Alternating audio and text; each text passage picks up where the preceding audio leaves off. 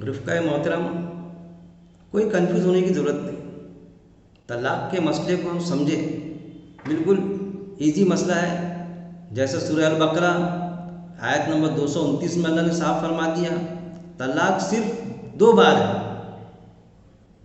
मतलब पूरी लाइफ में, पूरी ज़िंदगी में सिर्फ 2 बार, 2 मरतबा हक़ है किसी मर्द को अपनी औरत को तलाक़ देने का।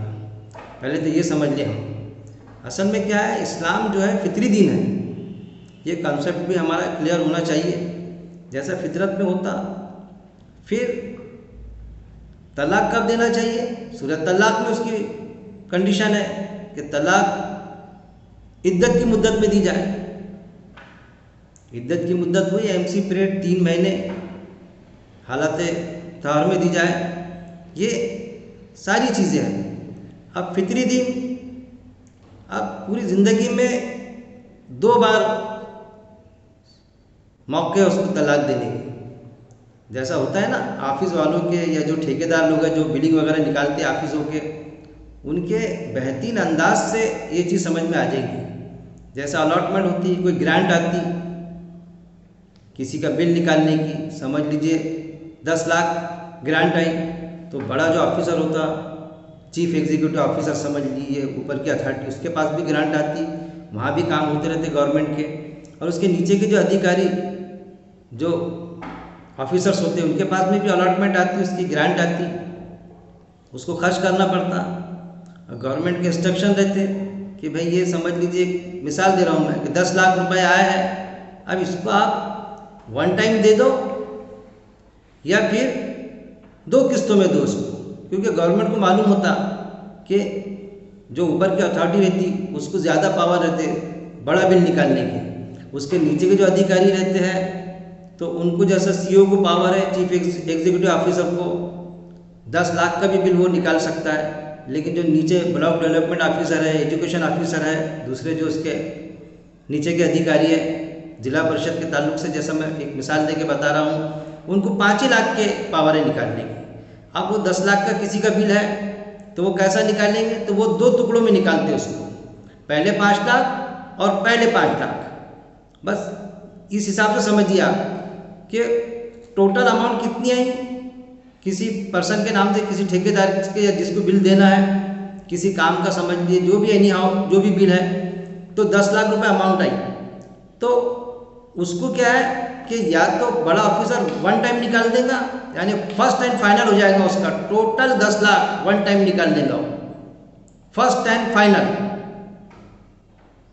फिर कोई अधिकारी को पावर नहीं है, समझ लीजिए 10 लाख का बिल निकालने के, उसके नीचे के अधिकारी को, तो वो क्या करेगा? पहले 5 लाख का निकालेगा, पहली इंस्टॉलमेंट उसकी पहली किस्त, फिर दूसरा बिल और डालेगा, दूसरा बिल डालेगा, वो 5 लाख का डालेगा। तो फिर क्या होगा? पहले वाले ऊपर के अधिकारी के लिए फर्स्ट एंड फाइनल था, इसके लिए सेकंड एंड फाइनल होगा। तो तलाक को ये समझ लीजिए, मर्द को पावर है 2 बार तलाक देने के, यानी टोटल उसको पावर 2 बार 2 मरतबा तलाक देने की है, चाहे 1 टाइम में दे दे वो तलाक। अब तीसरी तलाक का तो कुरान में जिक्र ही नहीं है कि तीसरी कोई तलाक होती। तीसरी तलाक असल में जो हदीस में आता तो वो फाइनल तलाक है। चाहे पहली मरतबा तलाक जो देना है, इद्दत की मुद्दत कंप्लीट करना है, पहली बार तलाक दिया उसने, इद्दत की मुद्दत कंप्लीट हो गई, जो भी पीरियड उसका 3 महीने एमसी पीरियड जो, तो अब मुद्दत पूरी हो गई, तो पहले इसमें तलाक पड़ गई उसकी, पहली तलाक जो दिया उसने तो फर्स्ट एंड फाइनल हो गया उसका। लेकिन उसको अगर रुजू कर लिया उसने कि नहीं, मैं इसको 3 महीने के अंदर जो पीरियड है इद्दत की मुद्दत के अंदर ड्यू पीरियड में रिजू कर लिया, अपना लिया, तो फिर उसकी तलाक नहीं हुई, लेकिन उसका एक चांस गया। अब उसको पूरे लाइफ में सिर्फ एक चांस बाकी है उसका, यानी अब क्या होगा? फर्स्ट एंड फाइनल नहीं हुआ उसका, अब सेकंड एंड फाइनल होगा उसका। दूसरी बार दिया, दूसरी बार भी उसने इद्दत की मुद्दत में रुजू कर लिया उसको, तो उसको तीसरा चांस ही नहीं है कि तीसरी बार तलाक दे, कि तीसरी बार भी कोई, कुरान ने उसमें बैन लगाया। अब तीसरी बार वो कुछ अगर उसके साथ होता है, देना चाहता है, अब उसकी बीवी उसको मारे, गालियां दे, कुछ भी करे, बल्कि ये क्या उसकी बीवी उस पर जुल्म करे, तो वो उसको तलाक देने का हक उसका चले गया। अब वो क्या जाएगा? काजी के पास में जाएगा, या जो भी मौजूदा जो अथॉरिटी है, मुस्लिम पर्सनल लॉ बोर्ड या जो شہری گاؤں سطح پر جو پنچایت بناتے ہم اسلامک پیٹرن پر، وہاں جائے گا، وہاں بتائیں گا اپنا معاملہ۔ تو یہ چیز ہے۔ تھرڈ، تیسری طلاق کا تو حق حاضر نہیں ہے۔ تیسری جو ہے اصل میں وہ فائنل ہے، جس کو یہ سمجھتے ہیں وہ چاہے فرسٹ اینڈ فائنل کر دیں ہم یا سیکنڈ اینڈ فائنل کر دیں۔ جیسا ٹوٹل الاٹمنٹ میں نے بتایا نا 10 لاکھ، ون ٹائم 10 لاکھ دے دے کوئی ادھیکاری آفیسر، یا پھر 2 بل بنائے اس کے، سیکنڈ میں فائنل کر دے اس کا، 2 ٹائم میں دینا ہے۔ تھرڈ کا تو سوال ہی نہیں، اس کے تو آدیش ہی نہیں ہے کہ تیسرا کر کے کوئی دے۔ تو اس چیز کو ہم کو سمجھنا چاہیے۔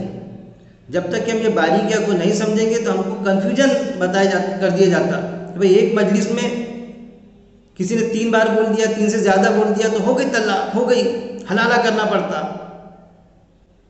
سورہ البقرہ 230 کے مطابق کہ دوسرے سے شادی کریں گے اور بعد میں پھر یہ، اور وہ بھی پری پلان کرایا جاتا، اس کی تو اجازت ہی نہیں ہے۔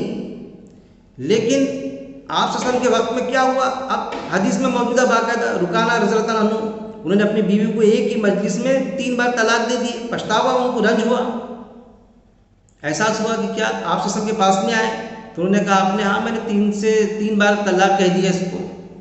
تو آپ صلی اللہ علیہ وسلم نے فرمایا کہ وہ ایک ہی طلاق ہوئی۔ پھر حضرت ابوبکر صدیق رضی اللہ عنہ کے دور میں بھی اسی طرح سے پیٹرن چلا، لیکن حضرت عمر رضی اللہ تعالیٰ عنہ کے دور میں آتا ہے کہ بھئی زمانہ بہت خراب ہو گیا تھا، لوگ طلاقیں دینا شروع کر دیے تھے، طلاق کو کھیل مچا دیے تھے۔ ارے بھئی 2 طلاق کا بین تھا نا کہ بس 2 ہی بار دے، وہ 10 بار دیتا کبھی تو وہ 2 سے زیادہ تھوڑی دے سکتا، اس کو تو 2 ٹائم طلاق دینے کے لیے 2 مرتبہ ہی حق حاصل تھا۔ تو ان کے اس میں بتا دیں کہ انہوں نے پھر کیا کیا کہ ایک مرتبہ اگر کئی بار کوئی بولتا ہے 3 بار یا 3 سے زائد مرتبہ تو اس کی طلاق ہو جاتی ہے، اس طرح سے بتایا جاتا ہوں۔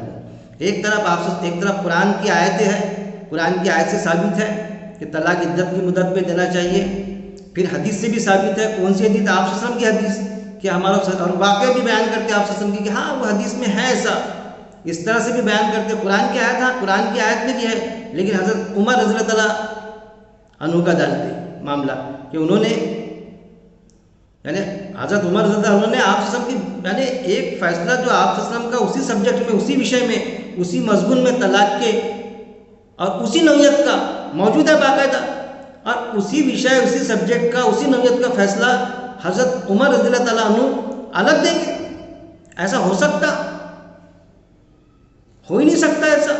جبکہ حضرت عمر رضی اللہ تعالیٰ عنہ تو اتنے تیز تھے کہ آپ صلی اللہ علیہ وسلم کے فیصلے پر کسی نے ان کی رائے مانگنا چاہا تو اس کی گردن قلم کر دی انہوں نے کہ آپ صلی اللہ علیہ وسلم کے فیصلے پر میری رائے مانگتے ہو آپ، اور وہ آپ صلی اللہ علیہ وسلم کے فیصلے پر اسی نوعیت کا، اسی مضمون کا فیصلہ، طلاق کے مضمون کا اسی نوعیت کا فیصلہ، اور اسی نوعیت کے فیصلے میں ان سے ہٹ کے کہ آپ صلی اللہ علیہ وسلم 3 بار طلاق پہ ایک ہی گردان رہے، اور حضرت عمر رضی اللہ تعالیٰ عنہ 3 طلاق کو سمجھ رہے کہ بھئی ایک وقت میں ایک مجلس میں ہو گئی طلاق، اس طرح سے ٹریٹ کریں گے؟ تو یہ بھی سوچنے کا مقام ہے۔ ریفرنس دیا جاتا نا کہ آپ صلی اللہ علیہ وسلم نے کہا، فرمایا کہ میری اتباع کرو اور میرے بعد خلفائے راشدین کی کرنا، تو میرے بھائی خلفائے راشدین کی اس سبجیکٹ میں، اس مضمون پہ کی جائیں گی جس کا فیصلہ کوئی آپ صلی اللہ علیہ وسلم نے نہیں دیا، کوئی دوسرا ہے معاملہ، تو وہاں ہم مان سکتے کہ ٹھیک ہے بھائی حضرت عمر رضی اللہ عنہ کا فیصلہ ہاں مان لیں گے، لیکن ایسا فیصلہ جو آپ صلی اللہ علیہ وسلم کے فیصلے سے، اسی نوعیت کے فیصلے سے، اسی سبجیکٹ کے فیصلے سے آپ صلی اللہ علیہ وسلم کے فیصلے سے ٹکرائے، اور وہ فیصلہ ہم، وہ آپ صلی اللہ علیہ وسلم کا فیصلہ نظر انداز کریں اور حضرت عمر رضی اللہ عنہ کا ہم فیصلے کو مانیں، تو کیا اللہ ہم کو معاف کرے گا؟ تو ہم تو یہ بھی نہیں کہتے کہ حضرت عمر رضی اللہ عنہ کا فیصلہ تھا، کہیں نہ کہیں گڑبڑ ہوئی سمجھنے کے لیے وہ حدیث حضرت عمر رضی اللہ عنہ کے قول سے جوڑ دیا گیا، یا پھر اگر کوئی یہ کہے کہ ہاں واقعی میں انہوں نے ایسا فیصلہ دیا، معتبر ذرائع سے ہے ایسا، تو پھر یہ بھی آتا ہے نا میرے بھائی کہ انہوں نے اپنی غلطی بھی تو کچھ معاملات میں تسلیم کی نا، جیسا ایک فیصلہ نکال دیا تھا، میعاد مقرر کر دی تھی مہر کی، ایک خاتون نے راستہ روک دیا کہ بھئی اللہ تو قرآن میں کہتا ہے کہ کتنا بھی مہر مانو، ایک خاتون، ایک عورت پہاڑ برابر بھی مہر مان سکتی، تو کیا فرمایا انہوں نے؟ اے خاتون عمر غلطی پر تھا، میں میرا حکم نامہ واپس کرتا۔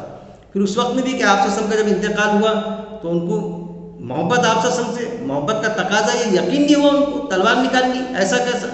صحابہ پریشان، لیکن حضرت ابو بکر صدیق رضی اللہ تعالیٰ عنہ جب آیا، جب آیتیں پیش کیے، قرآن کی آیت پیش کیے تو فوراً تلوار نیچے کر دی، اور اس میں یہ ورڈنگ آتی کہ ان کو ایسا لگا جیسا یہ آیت ابھی نازل ہوئی، اس طرح سے ان کو لگا. تو یہ آیتوں کے معاملے میں اس طرح سرنڈر ہو جاتے تھے، آپ صلی اللہ علیہ وسلم کے فیصلے پر اس طرح سرنڈر ہو جاتے تھے، وہ اس طرح تسلیم کر لیتے تھے بات کو. اور ہم ہیں کہ آپ صلی اللہ علیہ وسلم کی حدیث کو تسلیم کرنے کے لیے تیار نہیں. آپ صلی اللہ علیہ وسلم نے جو قرآن کی آیتیں پیش کی، جو قرآن میں موجود ہے، جس پر ہم قرآن کے لیے ہم مرنے مٹنے کو تیار ہیں، ان آیتوں کو تسلیم کرنے تیار نہیں ہیں، صرف اس لیے کہ بھائی اجتماعیت 4 امام اس طرح سے نہیں کہتے، اس کو لیتے ہماری اجتماعیت، ہم جس اجتماعیت سے جڑے ہیں وہ اجتماعیت اس فیصلے کو نہیں مانتی، ان کا وہ متفق نہیں ہے اس چیز سے. ارے تو میرے بھائی، کیا اجتماعیت آپ کو جنت میں لے جائیں گی؟ انفرادی عمل کی بنیاد پر آپ جنت اور دوزخ کے اللہ فیصلے کریں گا. ایسا نہیں کہ بھائی چلو جماعت اسلامی ہند اس چیز کو نہیں مانتی، ایک مجلس میں 3 طلاق جو ہوتی ہے تو وہ یہ مانتے کہ ایک مجلس میں 3 طلاق، جس نے یہ مانا کہ بھائی 3 طلاق ہو جاتی، 3 مرتبہ بولنے سے طلاق پڑ جاتی، اس طرح سے ان کا یہ موقف ہے. تو جس نے ویسا مان لیا، غلط بھی مان لیا، تو چلو جماعت اسلامی کا تھا نا، یہ ڈال دو اس کو جنت میں. ایسا ہو جائے گا، انفرادی فیصلہ ہوگا. اگر وہ غلط ہے تو وہ اجتماعیت وہاں پر کام نہیں آئیں گی، دوزخ میں جائے گا. ایسا نہیں کہ فلاں کوئی نیک عمل کیا، کوئی فلاں اجتماعیت ہے اس سے جڑے تھے اور ہم نے غلط بھی کیے، جھوٹ بولے، کسی کے پیسے ڈبائے تھے، پھر کس اجتماعیت سے جڑے تھے؟ جماعت اسلامی سے. ڈال دو اس کو جنت میں. کیوں؟ ارے اللہ یہ کہتے تھے نا، رکن جماعت ہو جاؤ، اجتماعیت میں شامل ہو جاؤ، اجتماعیت کے بغیر اسلام نہیں، جنت کا ٹکٹ لے لو. تو یہ تو جنت کے ٹکٹ والی اجتماعیت ہے. جماعت اسلامی والا ڈال دو دوزخ جنت میں. یا پھر فلاں سنی جماعت، بریلوی جماعت والا ڈال دو اس کو دوزخ میں. جماعت اسلامی والا ڈال دو اس کو جنت میں. تبلیغی جماعت والا ڈال دو اس کو جنت میں. اہل حدیث والا ڈال دو اس کو دوزخ میں. ایسے فیصلے ہوں گے؟ بالکل بھی ایسے فیصلے نہیں ہوں گے. اجتماعیت کی بنیاد پہ فیصلہ نہیں ہوگا. اجتماعیت جو ہوتی ہے ہمارے کو کام کی اسپرٹ لانے کے لیے ہوتی ہے. اجتماعیت سے جڑ کے کام نہ کر، اس طرح سے نہیں کہوں گا میں، لیکن اجتماعیت کے جھانسے میں بھی آنے کی ضرورت نہیں کہ اجتماعیت اگر کوئی قرآن کے خلاف میں کوئی فیصلہ بتاتی ہے، اس پر ہم کو قائم رہنے کا کہتی ہے، تو ہم ہٹے اس فیصلے کے اس نقطۂ نظر سے، ہم ہٹے، ان کے ساتھ میں نہ رہیں اس نقطے پر. جیسا طلاق کے معاملے میں، ایسے کئی معاملے میں اجتماعیتوں سے کہیں نہ کہیں غلطی ہو جاتی، تو ہم کو اپنے آپ کو برطرف رکھے اس کے لیے. اور جو فیصلے صحیح ہیں، جو قرآن کے مطابق ہے، اجتماعی سے جڑ کے کام کریں. ہم کام کی اسپرٹ ملتی، نشو و نما ملتی کام کو. کون کہتا ہے اجتماعی سے جڑے نہ؟ ہم کسی بھی اجتماعی سے جڑ جائے. ساروں کا عقیدہ قرآن پر ہی ہے. اللہ نے قرآن میں صاف فرما دیا، 2 ہی جماعتوں کا ذکر کیا اللہ تعالیٰ نے، حفظ اللہ اور حفظ الشیطان. ایک اللہ کی جماعت اور ایک شیطان کی جماعت. اللہ کی جماعت ہوا ہے کہ اجتماعی سے جڑ کے کام کریں گے اور جو حق کے فیصلے رہے، جو قرآن کے مطابق ہے، ان کا ساتھ دیں گے. تو طرح طرح کے یہ پلیٹ فارم ہے اصل میں اجتماعیت. اس میں سے ہر اجتماعیت والے جنت میں بھی جائیں گے جڑے ہوئے لوگ، اور دوزخ میں بھی جائیں گے. ہر اجتماعیت میں جو غلط کرے گا، کسی بھی اجتماعیت سے جڑا، شرک میں ملوث رہے گا، کسی بھی جماعت کا ہو، دوزخ میں جائے گا. اب جس کو ہم کہتے ہیں کہ فلاں اجتماعیت مشرکانہ عقیدہ ہے ان کا، اور اس میں جڑنے کے بعد میں بھی وہ شرک نہیں کرے گا، وہ جنت میں جائے گا. سوال ہی پیدا نہیں ہوتا. ہر عمل کے تحت اس طرح کے فیصلے ہوں گے. اللہ سے دعا ہے کہ اللہ رب العزت قرآن کو پڑھنے، پہلے تو قرآن کو پڑھنے، کیسا پڑھنے؟ عربی تک کے محدود نہ رکھنے. عربی تو پڑھنا ہی ہے میرے بھائی، عربی متن عربی پڑھنے، اس کے بعد میں اس کا ترجمہ پڑھنے، ترجمانی پڑھنے. ہم کو جو زبان آتی ہے وہ زبان قرآن کو پڑھنے، اس کی ترجمانی پڑھنے، اس کو سمجھنے، اس پر غور و تدبر کرنے اور اس پر عمل کرنے، اور موت تک اس پر جمے رہنے کی میرا مالک توفیق دے. وآخر دعوانا ان الحمد للہ رب العالمین.